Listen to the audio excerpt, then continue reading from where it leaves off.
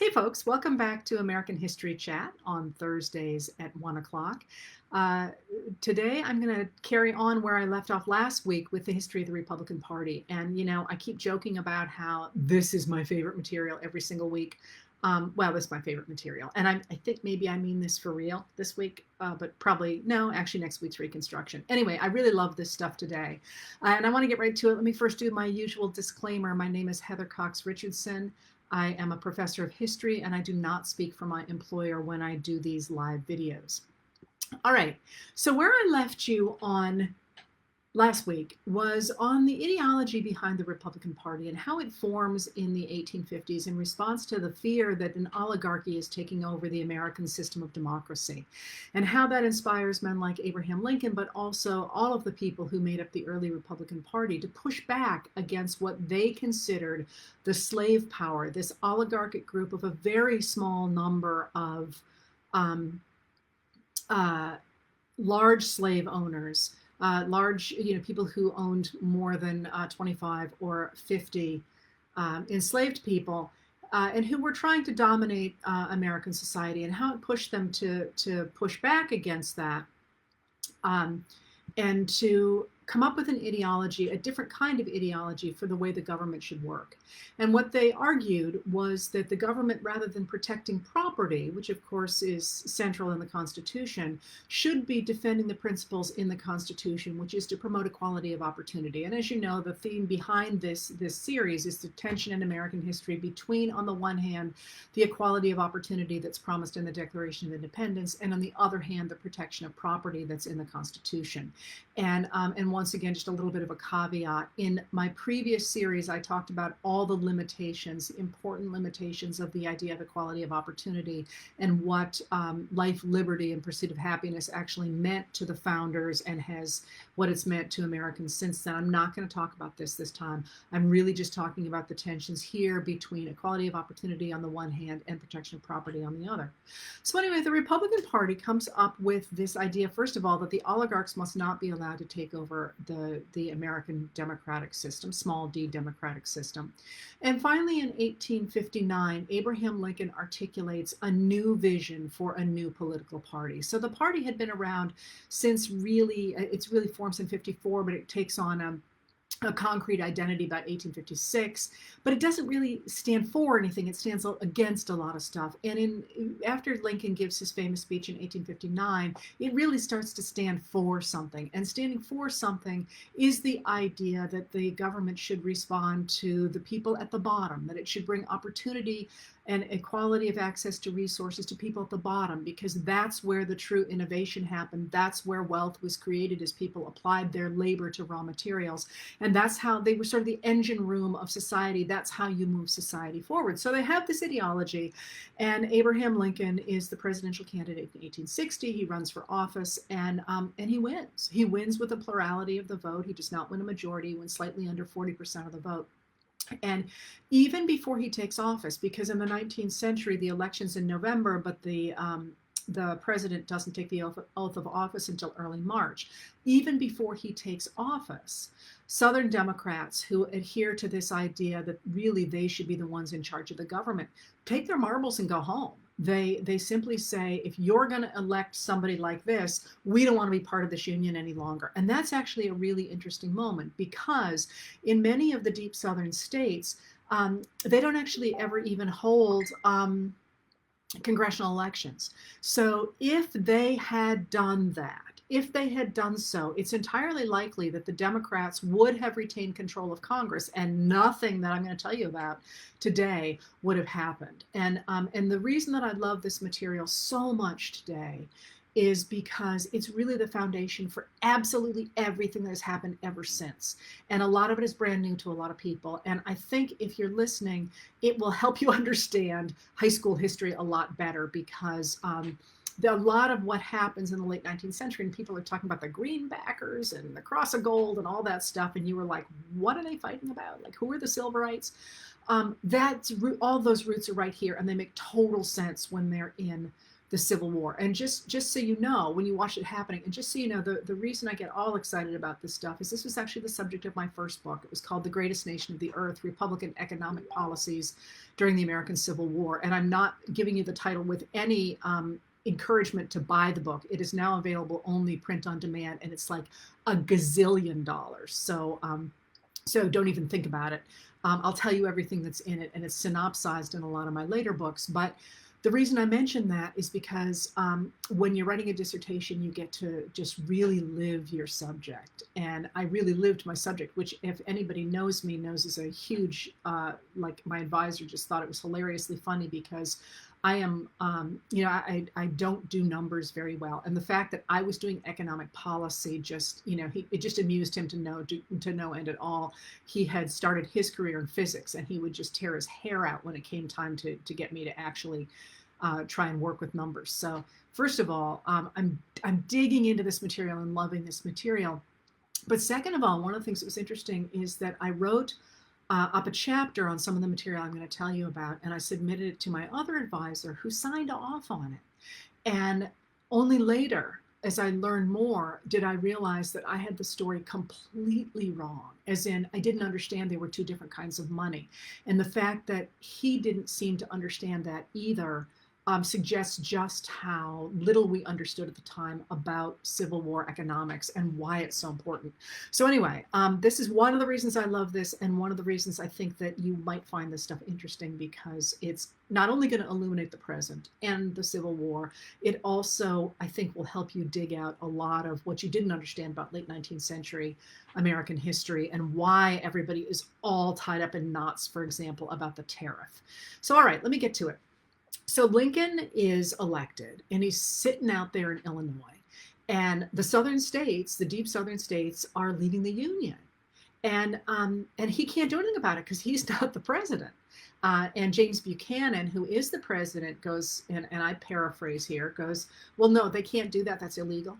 But I can't do anything about it. So toodaloo, and which is one of the reasons he invariably shows up on the bottom of the list of American presidents, is because of his willingness simply to look the other way as southern states were pulling themselves out of the Union. So Lincoln finally comes to Washington, and he's inaugurated in March. And you know that that speech where he says, we must appeal to the better angels of our nature.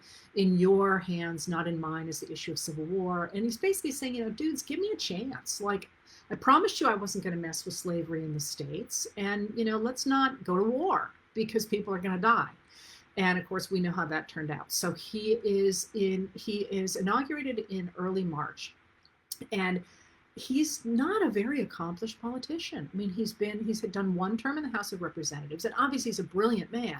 But what he does, and you all know this from Doris Kearns Goodwin's phenomenal book, Team of Rivals, is he brings into his cabinet the other people who had contended for the Republican nomination, because he recognized that he needed to co-opt them in a sense. When she wrote Team of Rivals, Doris Kearns Goodwin did a really, really funny interview with, I think it was Jon Stewart, in which she talked about how LBJ, Lyndon Baines Johnson, in the 1960s tried to co-opt his rivals in a similar way because, and this is her words telling a story about LBJ, because LBJ said it was far better to have them inside the tent pissing out than outside the tent pissing in.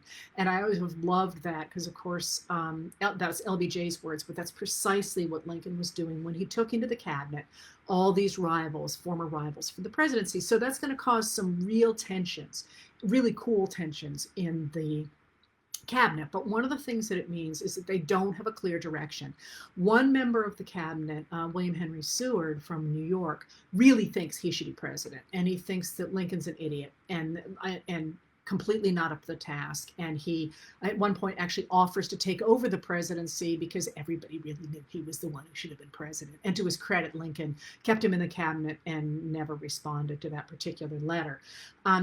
But so he's got, he's in Washington, and here's the issue.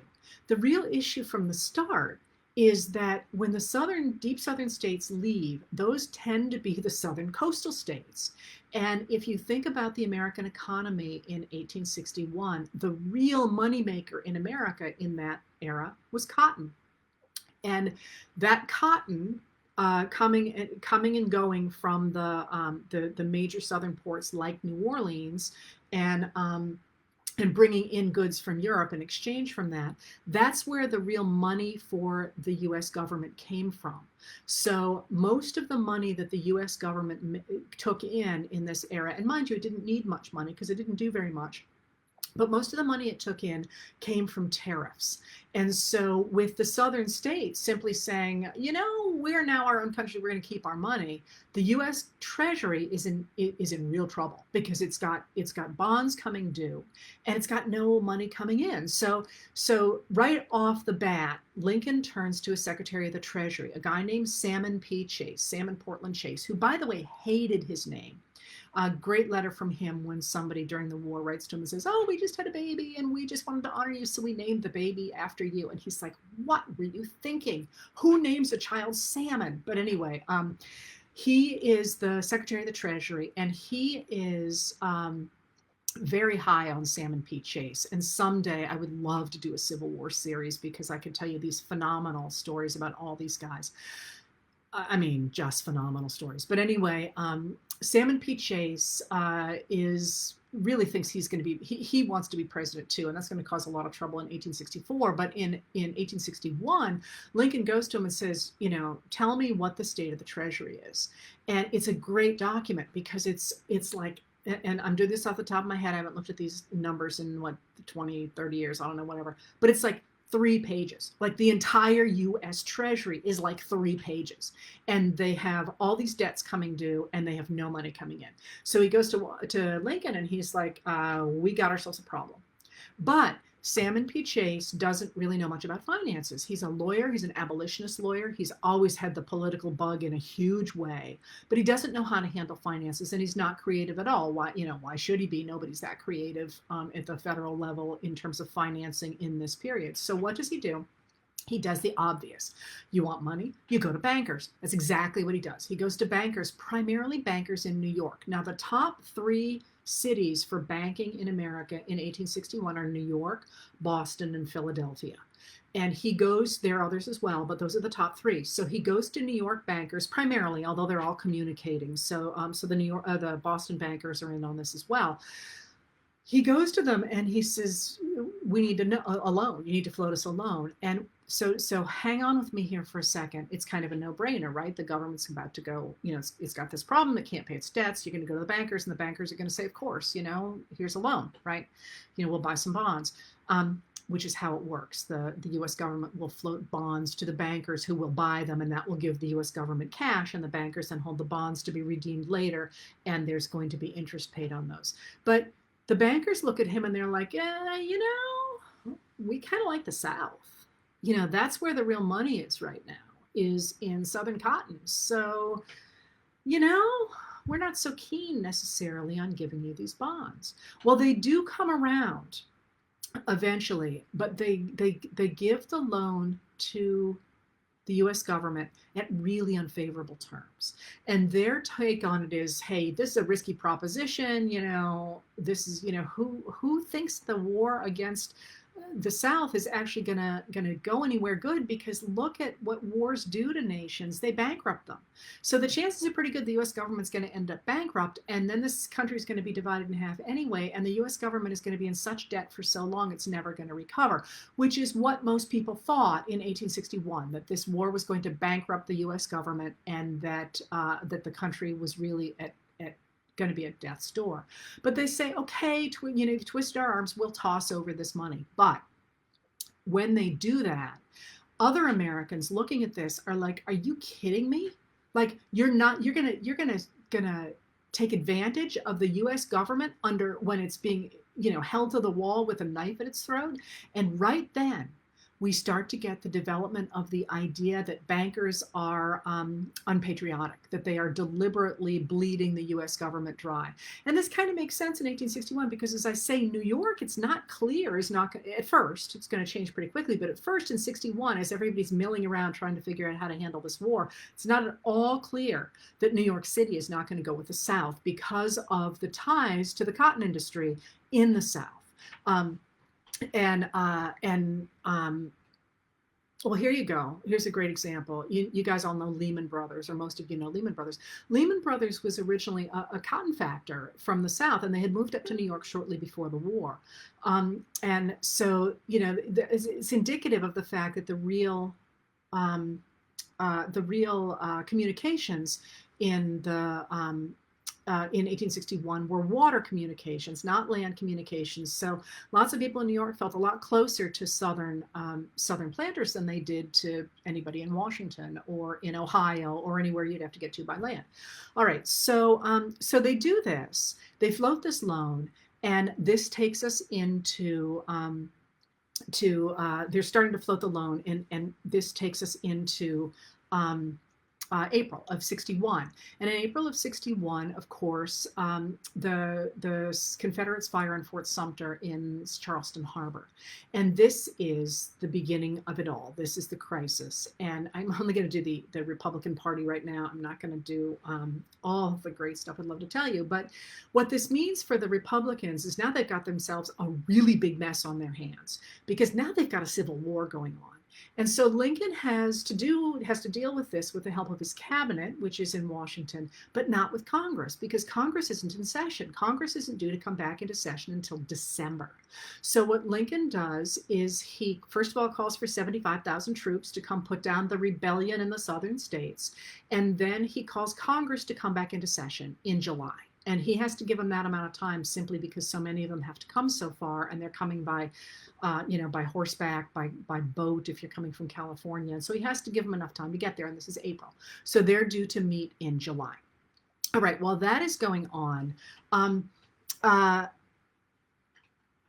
Congress comes back, and while they're sort of jockeying around with what's going to happen, once Lincoln asks for the 75,000 troops to put down the rebellion, then the upper South states join the Confederacy because they don't want to see lower South states coerced.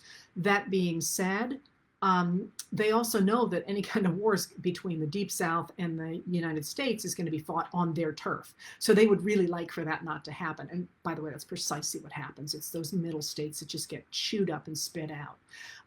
And that's actually when we get the movement of the capital of the South from the Confederacy, from the Deep South to Richmond, with the idea that they're going to honor the inclusion of the upper Southern states in the Confederate States of America. All right, so when Congress comes into session in 1861, the first thing it has to do is it has to approve of what Lincoln has done, because he's really just gone ahead and raised money and raised men and done all this without any approval from any legitimate body. And Congress does that. That's one of the first things they do, is they say, yeah, what he did was okay. And it's a moment we don't pay a lot of attention to, but it's a really interesting moment because, of course, his neck has been absolutely out on the line. And there is actually a teeny bit of debate about that in Congress, about whether or not he should have done what he did. And if it hadn't been that way, the rest of what I'm going to tell you wouldn't have happened if Congress hadn't approved of it. All right. So what happens is the war is going to be costing way more money than anybody ever in a million years expected. And they're going to think that it's going to destroy the country. And the fact that it doesn't is going to be really due to what the Congress, primarily Congress, but also the Secretary of Treasury, there's going to be two of them, and Lincoln do for the rest of the next 4 years. And that's going to change the entire nature of America, the entire nature of the American government. And it starts really in these issues of fiscal responsibility, like how are you going to pay for a war and you don't have any money? Well, one of the things that Congress does instantly when they reconvene in July of 61, is they say, we got to find money. God help us, we've got to find money. We got to find money really quickly. So how are we going to do that? Because it's pretty clear we can't keep getting tariff money from the South because, oh, I don't know, they're fighting us. And what else are we going to do? So the first thing they do is they go to taxes, which of course are the thing that countries do. But here's where this all gets so interesting. America has never had a national system of taxation in July of 61. When they had previously had to pay for a big war, which was the War of 1812, what Congress had simply done was to go to the states and say, hey, here's the money we need from you, cough it up. And the states had gone ahead and done whatever it took for them to find the money and cough it up. In this case, the congressmen looked around and they said, this is too big a job and we need it fast. So we really can't rely on these old systems. And a lot of people are like, yes, we can. Yes, we can. So the first law that Congress is going to put into place in July of 61 to raise money is going to cobble together a whole bunch of different plans, but it's going to lay the groundwork for a new era in American history. And it is this. The first thing that Congress does to raise money is they pass a form of national taxation. And here's the kicker. It's an income tax. Like, everybody thinks the American income tax comes from the Democrats in 1913. That is wrong. The concept of an income tax and the working out of the mechanics of an income tax come from the Republican Party during the American Civil War. Like, how cool is that? So, and I'm going to tell you more about that, because in 61, they're kind of just playing around. They don't really know what they're doing. But they recognize that they have to do something. So they put into place, and they pulled together a bunch of different ideas. There's some state money. There's taxes on liquor, which is an old-fashioned kind of tax. But then there's also this income tax. And because they're trying to figure out how to raise enough money. And one of the things that they do from the beginning is they graduate the income tax. They put higher taxes on people who make more money. Now, mind you, and I know I'm talking fast because I'm excited, and I will try to tell you some interesting stories along the way. Mind you, you're all sitting there listening to this and going, income tax. Okay, you take a look at your income. Nobody knows how much money they make in the 19th century. The whole way we know how much we make in salary is to answer the problem of an income tax. In the 19th century, literally, they're sitting on the floor of Congress going, I don't know how much money I make every year. I mean, they sort of have an idea, but like some years you make a lot of money, some years you don't make much money. You got to save for the future. Things are not done in a yearly basis in the 19th century. They're done in a much more fluid much more fluid credit, much more fluid system. And they have to figure out how to corral that, how to codify that.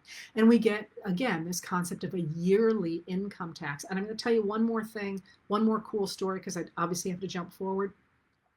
The reason that they used to publish in the newspapers how much money somebody had paid in income tax in this period during the Civil War and immediately after it, and they stopped publishing it in the newspapers for a very different reason than you think. And that is that because this is a period, and of course this is before the rise of industrialists, so we don't have people making bank here. They're going to start making bank during the war. But early on, people tend to be somewhat compressed in how much money they make. But men who were starting out exaggerated how much money that their businesses were worth, because they wanted to look like they were, this was an up and coming thing. So they would overestimate how much money they were making every year and paying such high amounts of income tax that it was threatening their businesses. So they decided, the people decided they had to stop publishing how much people made for income tax purposes, because it was not good for the economy, because people were ruining themselves to try and pay more than they owed. I love that tidbit. All right. So they start this, and then they do something else. So if you remember, I started out by saying that the Republican Party was all about helping people at the bottom, developing the economy, giving access to resources for people at the bottom. So they also dramatically changed something else. They put in place a tax, an income tax, but they're also going to put in place a different kind of tax I'm going to tell you about in a minute. But they also put in place tariffs.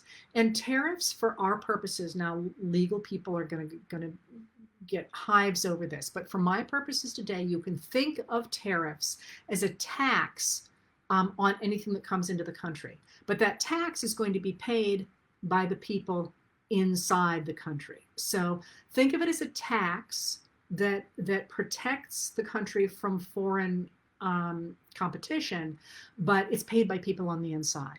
And that matters because what the Republican Party does is something different than America has ever done before, and that's that they put a tariff on everything, not just on a few items the way they had before the Civil War to raise money. They are deliberately putting tariffs on everything, with the idea that you're going to protect every industry so that everybody inside America has a shot at starting a paintbrush factory or a tin factory or whatever. And this actually, by 62, there's a joke in Washington that you never want to ask the chairman of the Finance Committee, the Senate Finance Committee, John Sherman, over to dinner, because if you do and you mention, like the ladies mention, some new product that they love, he'll have a tax on it. He'll have a tariff on it before the next day. And at one point, there's even a fight on the floor of Congress about whether or not it is un-American to tax circuses, because every little boy loves a circus. How can you tax circuses? I'm going to tell you more about that in a second. So what happens is that they're going ahead like this, and if you remember your Civil War history, you will remember that the Union loses in 61. I always tell my students that basically, if you're on Jeopardy and they tell you to identify whether the North or the South won for a battle in 61 or 62, you can assume that the Confederates are going to win in 61, 62, and you can assume that the Union's going to win in 63 and 64. It's not 100% of the time, but it's really the Battle of Stones River at the end of 62 that changes the trajectory of the war. And that's largely because after 63 and 64, the Union brings its superior manpower and superior industrial power into play, and the South's initial advantage in cavalry, for example, gets thrown by the wayside, and the importance of artillery really takes off after 63, 64.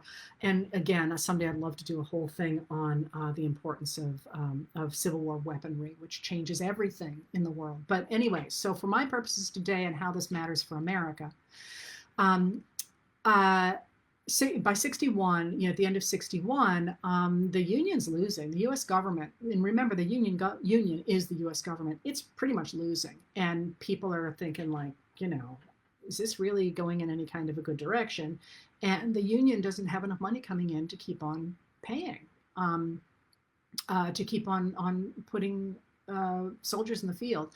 So Chase, the Secretary of the Treasury, goes back to the bankers and tries to float another loan. And they're like, no, maybe at better rates even than last time. And so Chase starts to say, well, maybe the government should come up with its own money.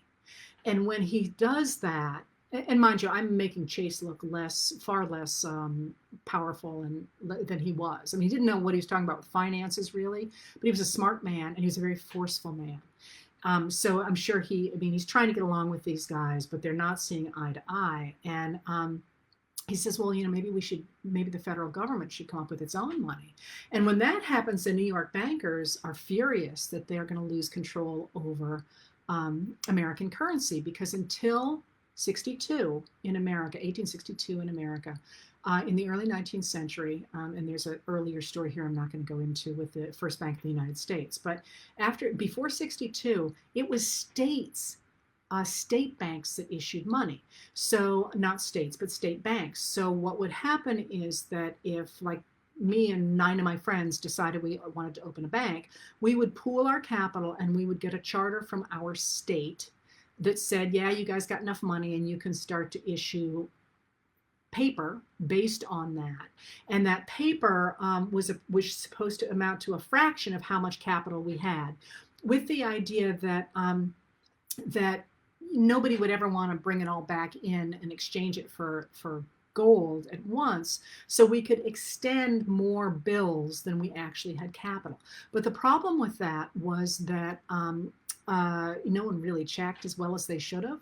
So a lot of those banks didn't keep as much money on hand as they were supposed to, and so their paper was not as strong as it should have been. And also that if you were traveling from New Hampshire to Indiana, you would have to change money again and again and again. Rather like you have to if you're traveling across the world, but it's all at different exchange rates, and you don't really know how much money you should bring. And anyway, the state bankers love that system because they're in control of it. And so when Chase starts to talk about a new national money, they do something called suspending specie payments. And what that means is they say, if you bring your paper to our window, we're not going to give you gold for it. Well, you can imagine what this does. It collapses the U.S. economy in the fall of 61, just as farmers are trying to move their crops. So they're like in terrible trouble, and it really looks like the U.S. government is going under. And again, we tend to gloss over that nowadays because, hey, the United States won. Didn't look like the United States was going to win in 1861, the fall of this is fall and December of 61, when all this transpires. So why do we care about this? We care about this because the government needs money. I mean, aside from anything else, it can't fight this war without money. So what does it do? It creates America's first national money. And that, of course, is under the Legal Tender Act, 62, and it's what gives us our greenbacks. Now, if you're sitting at home and you have a pocketbook or a wallet nearby, pull it out. And if you have an old bill, what you're going to look at is you're going to look at it and you're going to see that you probably think that that's printed in green ink on both the front and the back. It is not. It's printed with black ink on the front and green ink on the back. And that's part of the old tradition of it being a green back. Mind you, now the paper is also tinted green. It's my recollection that that's actually made by Crane Stationery Company in Massachusetts now, and they use a lot of recycled products. So you are literally using recycled paper in your money. All right. So why does this matter? This matters because the greenbacks, the legal tender, greenbacks is their nickname. They're not actually called that. They're known as the greenbacks. The Legal Tender Act makes this paper exchangeable for goods. That's what legal tender means. It counts as money. But it has no specie behind it. It has no capital behind it. All it has behind it is the government's willingness to pay. And what does it have behind that? It has Americans' willingness to pay taxes to make sure that that money stays stable. Isn't that cool? So this actual creation of this money is a huge deal, because what it means is that the US government is saying, we're cutting bankers out of the equation now. Now we're doing this ourselves because we trust you. And this is a huge deal to have the power of the federal government thrown onto the people rather than onto the bankers. I mean, this is a really, really, really big deal. And at one point, a guy writes into to a congressman and he says, we are all in favor of the citizens of the republic becoming its creditors rather than the debtors of bankers and capitalists. And there's this understanding that now America rests on its people, both through taxes and through this money. And this gets picked up again in the summer of 1862 when Congress writes its two major tax and tariff bills. And after all these years, I still remember the number of the big tax bill in 62. It was H.R. 312. And I spent probably more time with H.R. 312 than any other thing. I shouldn't say that, but I spent a lot of time with H.R. 312. And what's important about H.R. 312 is that having taken a look at the taxation system put in place in 61, Congress says, we got to go full national here. We got to go ahead and get rid of the old state system of taxation and some of the old laws that we have tried, some old systems we've tried, and really go with full national taxation. And what they do is they create a new large-scale form of national taxation that is based in what they call a manufacturing tax, although for our purposes it is sort of essentially a sales tax. It gets passed on to consumers, and an income tax. And that income tax in 61 is graduated, I think it's into 3 different categories. Oh, look, I've got the numbers right here. I pulled them up for you guys. I got so excited I never looked at them. Yes, it is in three categories by 62. I'm going to tell you more about it in 64. And crucially, in 62, with H.R. 12, Congress creates a new bureau for collecting taxes at the national level. And this is the forerunner to the IRS. So that's constructed in 1862 with the idea that a national collection of these taxes is going to be more efficient than state collection of the taxes. So we have the IRS. It's not called that then. It's I believe it's called the Bureau of Revenue, but it's going to morph over with a name change into the IRS. And we have a graduated income tax. We also get, again, a raising of this tariff. And the tariff, once again, is on everything. And that really matters. And it's going to matter a lot by the end of this session today, because Republicans are putting up tariffs on every single product. That includes wool, that includes wheat, that includes corn, that includes quail eggs, that includes paintbrushes, that includes everything.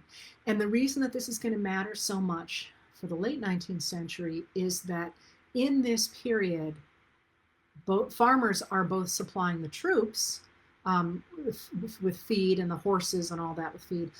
Europe is also in a drought, so they're also providing food to Europe. So these tariffs that are so busily protecting homegrown manufacturers theoretically are protecting farmers from competition as well, but the farmers don't have any competition. So those tariffs aren't going to do them any good. And that's not going to become clear until this new tariff system, the fact that it's not helping the farmers is not going to become clear until that drought in Europe ends, the soldiers come home, and then the farmers are like, hey, wait a second here. This tariff is doing nothing for us, but that's not clear during the war. I'll tell you more about that in a little bit. All right. So they do all this stuff, and remember again that the United States is losing. So they got to do a number of things to make people feel good about being part of the United States. But they also recognize that if they're going to tax tax people a lot and go ahead and put tariffs on everything, they've got to give people the opportunity to pay those tariffs and taxes. So they do a number of earth-shattering things in the summer of 62. That is, first of all, they passed the Homestead Act. Now, the Homestead Act is a measure designed to put American farmers onto land so they can use their labor, applying it to the resources in the fields, and they can produce crops, and they're going to be able to create capital.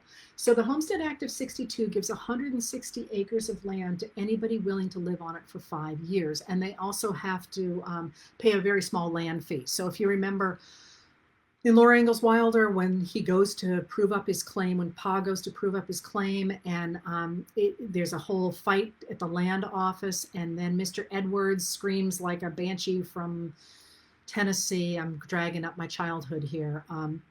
And jumps on the back of the guy who's going to steal Pa's claim, and Pa gets to make the claim. That's because they're paying the land office fee.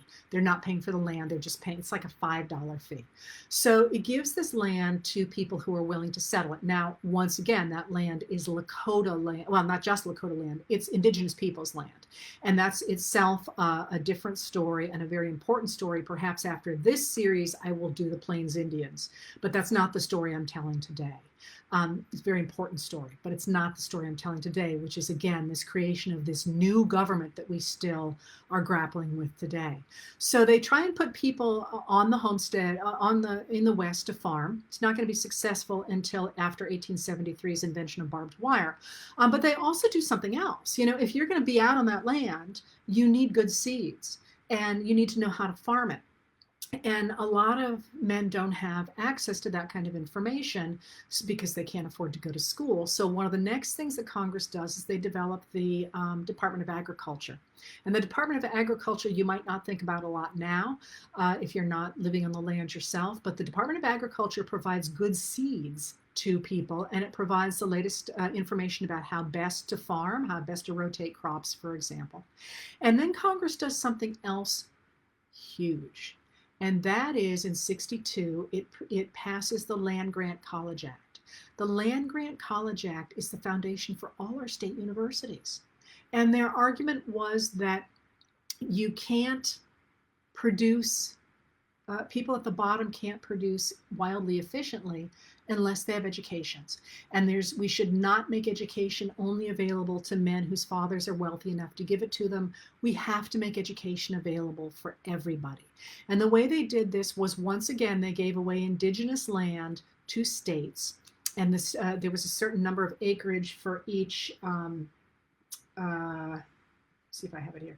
Yeah, each state got 30,000 acres of land worth $1.25 an acre for each of its senators and representatives. So New York's going to do very well out of this, for example, because it has so many senators and representatives. And this is where we get universities like Cornell. Cornell is a Land Grant College Act. So is MIT. And so are all the state universities. And what this does is it enables states to sell that land, put that money into a fund, and create their state universities. And to me, this is just one of the most amazing aspects of what Congress did during the Civil War. Is they made provisions for the education of all male, of course, it's going to be expanded later, but of all Americans in the middle of this war that at that point they were losing. But they were like, you know what, in for a penny, in for a pound, we got to educate people in order for them to pay the taxes so we can fight the war. So let's go ahead and do it. And interestingly enough, William Pitt Fessenden is a senator from Maine and a major figure on the Finance Committee, goes, you know, this is, don't talk to me about wasting money. And he's actually really, really stingy with money. Because don't talk to me about wasting money. When people were arguing about the Department of Agriculture, he said, we will be paid for this over and over again. And he refers to the money that they're putting into the Department of Agriculture as seed money. Which again, I just love. It's seed money, but I don't know if that's where we got that expression, but there's a good argument to be made for it, I think. Anyways, so they also passed the Land Grant College Act. And what you can see here is the codification of that argument that the government should be helping people at the bottom to access resources and to access education to use those resources efficiently. They're putting their money where their mouth was. And that, to me, is just, I mean, it's just so key. All right, so let me keep on going here. They're not done yet. They're not done yet because what good is all that land out there and all the things they're giving away if nobody can get to it? So Congress does something huge in 62. It's not going to work till 64, but they do it in 62. And what they do is, if you remember me talking last week about how it was not possible for the Transcontinental Railroad to go across the Northern Plains because those territories, small t, had not been officially incorporated yet. What Congress does in 62 is they say, we, the National Congress, are taking upon ourselves the legal right to charter a corporation. We, Congress, can create a national corporation. This, again, is just absolutely huge in the history of industrialization. So they go ahead and they charter the Union Pacific Railroad. And what the problem with the Union Pacific in 62, and the history of railroads is just fascinating, but the problem with 62 is that if you're a guy who's got a lot of money in 62, you are not going to be putting your money into laying track across what people still consider an American desert. You're going to be chunking your money into the industries that are feeding the armies. I mean, you're going to be making guns, you're going to be making horseshoes, you're going to be making uniforms, you're going to be making hardtack, you're going to be making candy. You're not going to be screwing around with something out there where there's nothing but buffalo and Lakota. The Congress tries to sweeten the pot because Congress desperately wants to get people out to the land, also out to the mines. I'm not going to talk a lot about the importance of the mines during the Civil War, but of course, both the Union and the Confederacy gets turned back early on, but both of them desperately want easier access to the Western mines, because if you can just pick gold up out of the ground, that's going to do a lot to relieve the Treasury. So the government desperately wants to get a transcontinental railroad out to the West. And business people are like, not so much. So Congress starts to give them land on either side of the railroad that they can sell to raise money to build the railroad, which is how we get this idea that the railroads get these land grants. They're really quite large land grants. This doesn't take off in 62, and in 64, Congress sweetens the pot considerably more for the 1864 Union Pacific Railroad Act, and later in 64 they also charter the Northern Pacific Railroad. And the idea is to get a railroad out to the West and out to the mines in the West and out to the fields where farmers can start producing for the armies and also for Europe. All right, so I just jumped you ahead to 64 at the railroads, but I want to step back just a second here to 63. And in 63, as you're putting all this into shape, and then in 63, the greenbacks are enormously popular. Like by the end of 62, Americans really like this. They have access to land, they have access to the idea of this railroad. They get seeds, their kids can go to college. I mean, this is a win-win-win kind of government, right? And it's after December of 62 and Stones River, they're starting to win too. So Americans are really into this, and Congress loves these greenbacks. So Congress starts to produce more and more greenbacks, and there's a problem with greenbacks because they're not tied to anything. They're only tied to America's willingness to pay. So they tend to create inflation, and inflation gets to be quite bad by the beginning of 1863. Now, the same, of course, is happening in the Confederacy, but that's not what I'm talking about now. And the Confederacy never solves that problem. The U.S. government does, because Abraham Lincoln, who's kept his hands out of all this for the most part, puts his finger on the scale in 63, and he says, I wish you guys would stop issuing greenbacks every time we need money. So a couple of things happen in 63. The first thing that happens is that Congress kind of hems and haws and said, okay, yeah, maybe we need a different kind of money. And what they do is they create our first national banks. With the National Banking Act of 63, they create new federally chartered banks, not the state chartered banks any longer, but federally chartered banks, and they give them the right to issue money. But that money is going to be backed, and I'm sorry it's a little confusing. Essentially, the money is going to be backed with actual money, with actual hard currency. But that's the theme, and you can go with that. There's actually another step in there. Capitalists have to buy bonds, and it's bonds actually on which that money is based, and those bonds have interest paid in gold. So technically there's another step in there, but what this means is that it reintegrates banking capital into the financial system of the country and means that national banknotes don't fluctuate. Okay, so I'm going to jump ahead just a second here. When you were in high school and there were all those fights over the greenbacks, and the banknotes, and you're like, what on earth are they fighting about? Because money is money. This is where it starts. Greenbacks are backed only by the government's promise to pay, and they're inflationary. So if you owe money, you love the greenbacks because you can borrow $100, and by the time you go to pay it back, it's actually worth less. Not worthless, but worth less because of inflation. If you're a creditor, you like those national banknotes, which are a completely different kettle of worms because they don't inflate. They stay at par because of the way that they're redeemed. And what this means is that the whole late 19th century, all that greenbacker crap and the, this and that, that's all about which version of money from the Civil War is going to survive.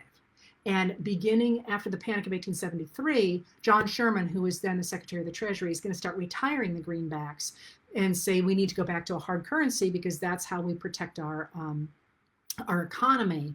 And then, of course, farmers and entrepreneurs who are broke by then are like, hey, hang on just a second here. And I'm going to tell you more about those days next week. But that right there is that's the whole, for me, I don't know about you, but like, for even while I was writing my dissertation, I thought they were one kind of money. They're not. They're two entirely separate kinds of money. And then it all makes sense, at least, compared to what I certainly learned in high school. All right. So they created national money, and there's something else that happens too, and that is that obviously Americans need, the government needs more money than it's got. Manufacturing taxes, and income taxes are only going to pay for about 21% of the government's income during the war, so they got to keep selling bonds. But rather than selling them to to bankers, they decide to sell them to general Americans. And this happens because, ordinary Americans, this happens because one of those Philadelphia bankers, Jay Cooke, totally sucks up to Salmon P. Chase. So you're going to hear about, you've heard about how Mary Todd Lincoln wastes all kinds of money, and she redecorates the White House and all that. What's going on there is that Chase wants to be president, and his daughter Kate Chase is like the attractive Washington socialite. And she wants to make their home the center of Washington society. So she redecorates their home to the tune of huge sums of money. Mary Todd Lincoln sees that and recognizes that if that becomes the social center of Washington, Lincoln is dead in the water. So she tries to do the same with the White House. Lincoln is mortified, and it needs it, by the way. Lincoln is mortified by this, and he pays for those improvements himself, even though he can't afford it because it's a war, and here's the First Lady spending all this money. But here's the kicker. Kate Chase's bills, Chase doesn't have any money. Kate Chase's bills are picked up by Jay Cooke. Jay Cooke, the Philadelphia banker, who's like, oh, I'm just a friend of the family. Well, he picks up all the bills that she runs up. And then he goes to Jay Cooke and he says, he goes to the Secretary of the Treasury, Salmon P. Chase, and he says, I could sell bonds to ordinary people, and it's not going to cost the Treasury anything. All you have to do is you have to give me a cut, not a big cut, a little cut. And I'll pay for everything else. I'll pay for advertising. I'll pay for agents. I'll pay for everything. And we'll sell a ton of these things. And Chase looks at this and he's like, sure, give it a try. I got nothing to lose. And Jay Cooke is wildly successful. And that's where Jay Cooke's fortune comes from. And by the time he's floated a couple of these loans, ordinary Americans look at him and they're like, how is this dude making it off with millions of our dollars? We want a better deal. And that kind of gets shut down a little bit, but it's thanks to Jay Cooke that America ends up floating almost $6 billion worth of bonds during this war. All right, so they've got, increasingly what you're seeing here is the government being responsible to ordinary Americans rather than to the bankers and to the cotton plantations as it was in 1861. So there's one more thing that the Congress does in 64, and that's the contract labor law. And that's something that lets immigrants borrow against future homesteads to finance their trip to America. And many of you might have known that because in the late 19th century, a lot of people opposed to it say that it's an attempt to put people in the factories. It 100% was not. It was an attempt to get people into the fields, which are badly hurting by 64 because everybody's out fighting. All right, so we got those laws in 64. And now, having said all of these things, and again, there's a new tax and a new tariff law, an updated version in 64. Having said all of these things,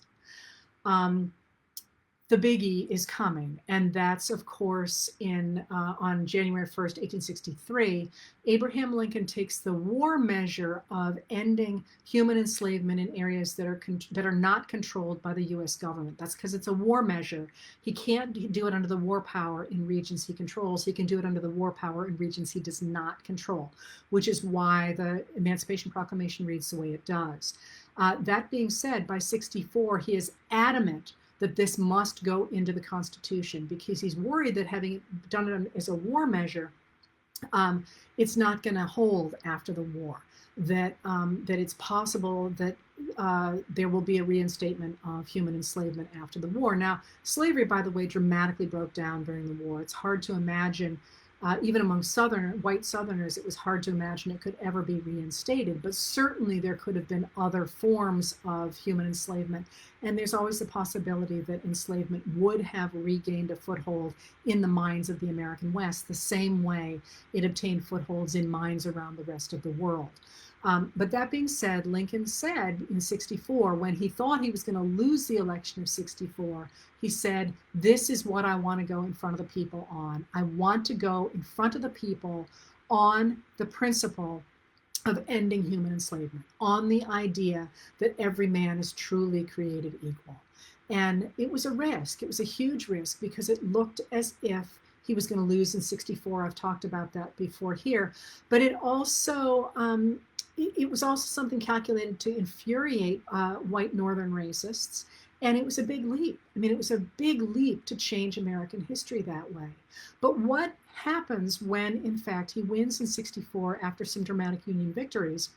What it does is it means that the Republicans have, in fact, been able to put in place their principle, the principle that he had articulated back in 59, that the role of government was to defend equality before the law and to make sure that everyone had equal access to opportunity.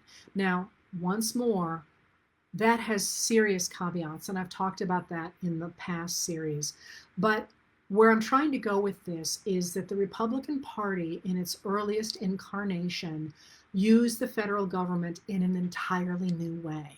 And they did it to guarantee equality of opportunity for people at the bottom, expanding that to include African Americans. And that expansion is in part because of just how effective African Americans had been as soldiers, but also as workers during the war, as they had continued to produce cotton for the United States government, as they had continued to work for the US Army.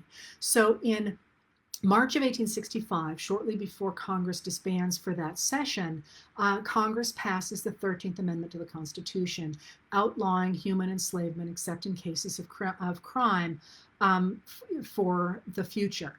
And this is really just an incredible moment, not least because after Lincoln had lost the midterm elections of 62, he had suggested that maybe he just needed to protect slavery once and for all, in what was really a sleight of hand, saying to people, hey, you don't like what I'm doing?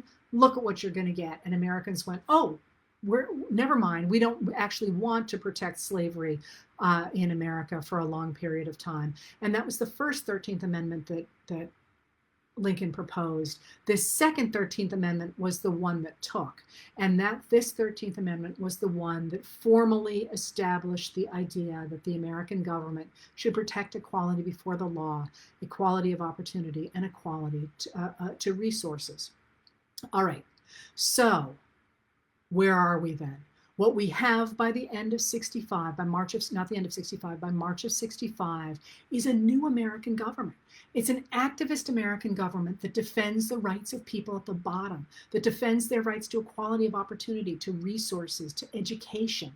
But this was wildly popular in the North, but among Northern Democrats and certainly among Southerners, they looked at this growing government with its new national taxation, and now with its accordance of equality to African Americans, and they believed that Lincoln and his Republican Party was creating a tyranny, was creating an empire, was destroying the rights of individuals. In this case, they meant, of course, white men.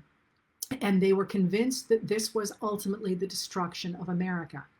This is the way the famous actor John Wilkes Booth thinks about it when he recognizes, after General Robert E. Lee surrenders his Army of Northern Virginia to Ulysses S. Grant at Appomattox Courthouse in April of 65, he recognizes that his side is lost, that the oligarchical vision of America with its small government designed to protect property has in fact failed and has been replaced by this other government that he considers a tyranny. So John Wilkes Booth takes a gun, finds some conspirators who are supposed to be taking out the other leaders of the U.S. government, Vice President Andrew Johnson, as well as Secretary of State William Henry Seward, both of whom were attacked the same night that Abraham Lincoln is. Excuse me, Johnson is not attacked. The guy who's supposed to kill him chickens out, gets drunk, and goes home. But William Henry Seward is attacked in his bed, where he is wrapped up actually in a sheet, because he's just had a carriage accident, and it's actually that saves him. He manages to roll off the edge of the bed against the wall, and is protected by the sheets over him. So his life is saved, although he's badly hurt, as is his son. But John Wilkes Booth does, in fact, find his mark. He comes up behind Abraham Lincoln as he is watching a comedy at Ford's Theater in April of '65, and shoots Abraham Lincoln in the back of the head. But what matters for my purposes today is what he says when he does that. John Wilkes Booth shouts out a line from his favorite play ever. He's a very famous actor, and his favorite play ever is Julius Caesar by Shakespeare. And in that, when Julius Caesar is assassinated, the people who kill him say this line: "Sic semper tyrannis," thus always to tyrants. That is the state motto of Virginia. And he shouts that, shoots Lincoln, shouts that, jumps over the balcony of the presidential box, catches his spur in the bunting, breaks his leg, lands on the stage, and then says "Sic semper tyrannis," and then runs off stage, where he mounts a horse and then goes off to have his legs set by a doctor named Samuel Mudd, which is where we get the expression "my name is Mudd," because his career never recovered from setting John Wilkes Booth's leg. But that idea that somehow this activist government that is creating equality of opportunity for people at the bottom is tyranny comes from this moment during the Civil War. And I'm going to leave you with the idea that this still impacts our history to this day, because I'm going to tell you that when Timothy McVeigh, who bombed the Murrah Federal Building in Oklahoma City, was captured by police, he was wearing a t-shirt with Abraham Lincoln on it and the motto "Sic semper tyrannis."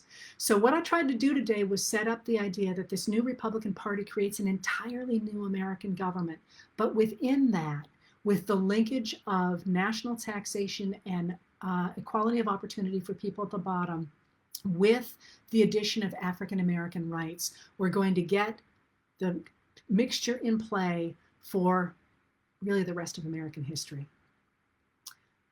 No, I did it in a really quick way, but confess, this is really good stuff, isn't it? Hope you liked it. Reconstruction next week in the Republican Party, another great story. And with any luck, I'll see you next week. Tuesday night, as usual, politics and the history behind politics. But the history of the Republican Party next Thursday, 1 o'clock, Reconstruction. Thank you very much.